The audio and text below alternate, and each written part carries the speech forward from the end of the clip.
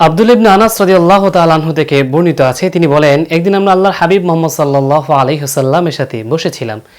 তিনি হঠাৎ করে বললেন যে এখন একজন সাহাবী মসজিদে প্রবেশ করবে, তোমরা তার দিকে তাকাও, সে জান্নাতি। সমস্ত সাহাবীরা অপেক্ষা করলেন, তাকায় রইলেন, কি হতে পারে? আবু বকর রাদিয়াল্লাহু তাআলা আনহু নাকি উসমান নাকি আলী না ওমর ফারুক রাদিয়াল্লাহু তাআলা আনহু, কি হতে পারে যে যাকে আল্লাহর হাবিব সাল্লাল্লাহু আলাইহি ওয়াসাল্লাম জান্নাতি বলে ঘোষণা দিয়েছেন? সবাই তাকায় রইলেন, সবাইকে অবাক করে একজন সাধারণ আনসার সাহাবী মসজিদের ভিতরে প্রবেশ করলেন। সাহাবীরা সবাই, বলে রাখা ভালো যে সাহাবীরা সবাই অসাধারণ, কিন্তু সাহাবীদের মধ্য থেকে একজন আনসার সাধারণ সাহাবী তিনি মসজিদে প্রবেশ করলেন। আল্লাহর হাবিব সাল্লাল্লাহু আলাইহি ওয়াসাল্লামের জান্নাতের ঘোষণা শুনে সবাই তো অবাক হলেন যে এই সাহাবীকে আল্লাহর হাবিব কেন জান্নাতি বললেন, কি এমন আমল সেই ব্যক্তি করে। দ্বিতীয় দিন আল্লাহর হাবিব আবারও সাহাবীদের কাছে নিয়ে বসা ছিলেন, তাদেরকে বললেন এই মুহূর্তে মসজিদে যে প্রবেশ করবে সেও জান্নাতি। সবাই ভেবেছিলেন হয়তো আজকে অন্য কেউ প্রবেশ করবেন। তারা তাকায় দেখলেন যে প্রথম দিন যে সাহাবী মসজিদে প্রবেশ করেছে, আল্লাহর হাবিবের বর্ণনা করার পরে, ঘোষণা দেওয়ার পরে ঠিক সেই সাহাবী আবারও মসজিদের ভিতরে প্রবেশ করেছে। সাহাবীরা তো এবার আরও অবাক হলেন।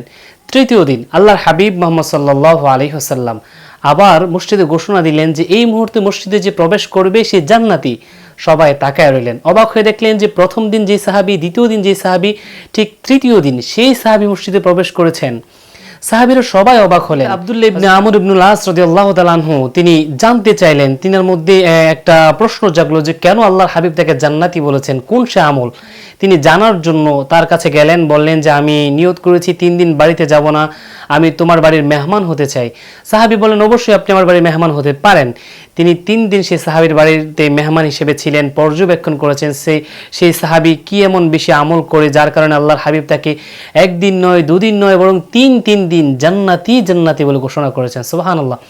তো আমির ইবনুল আস রাদিয়াল্লাহু তাআলা আনহু তিনি দেখে বললেন যে আসলে তার মধ্যে অতিরিক্ত এমন কোনো আমল পাওয়া যায় না যে আমলের কারণে আল্লাহ তাআলা তাকে, আল্লাহর হাবিব সাল্লাল্লাহু আলাইহি ওয়াসাল্লাম তাকে 3 দিন জান্নাতি বলেছেন, সেটা মেনে নেওয়া যায়। তিনি বাধ্য হয়ে বললেন, দেখো আল্লাহর হাবিব সাল্লাল্লাহু আলাইহি ওয়াসাল্লাম সাহাবীদেরকে সাক্ষী রেখে মসজিদে 3 দিন তোমাকে জান্নাতি বলে ঘোষণা দিয়েছে। তো আমি জানতে চেয়েছিলাম যে তুমি কি এমন আমল করো যে আমলগুলো করার কারণে আল্লাহর হাবিব তোমাকে জান্নাতি বলেছেন। সেই আমলটা জানার জন্য মূলত আমি তোমাকে পর্যবেক্ষণ করছিলাম, তোমাকে ফলো করছিলাম, আমি তোমাকে দেখছিলাম যে তুমি কি আমল করো, সেগুলো দেখার জন্য আমি 3 দিন তোমার বাড়িতে ছিলাম। কিন্তু আমি তো তোমার মধ্যে এমন অতিরিক্ত কোনো আমল দেখি না। আমরা যে আমল করি, অন্যান্য সাহাবীরা সাধারণত যে আমল করে, তুমিও তো ঠিক সেই আমল করো, তাহলে কেন আল্লাহর হাবিব তোমাকে 3 দিন জান্নাতি বলে ঘোষণা দিয়েছে, জানতে চাই। তিনি অবাক হলেন, ভাবলেন যে কি এমন আমল আছে আমার জীবনে যে যার কারণে আল্লাহর হাবিব আমাকে জান্নাতি বলে ঘোষণা দিতে পারেন। তিনি বললেন, দেখো আমি ঘর থেকে বের হই, তখন আমার অনেক মানুষের সাথে দেখা হয়, কথা হয়, মুআমালাত হয়। তারা অনেকে আমাকে কষ্ট দেন, কথা বলেন, কটু কথা বলেন, গালি দেন, বা অনেকের প্রতি আমার রাগ থাকে।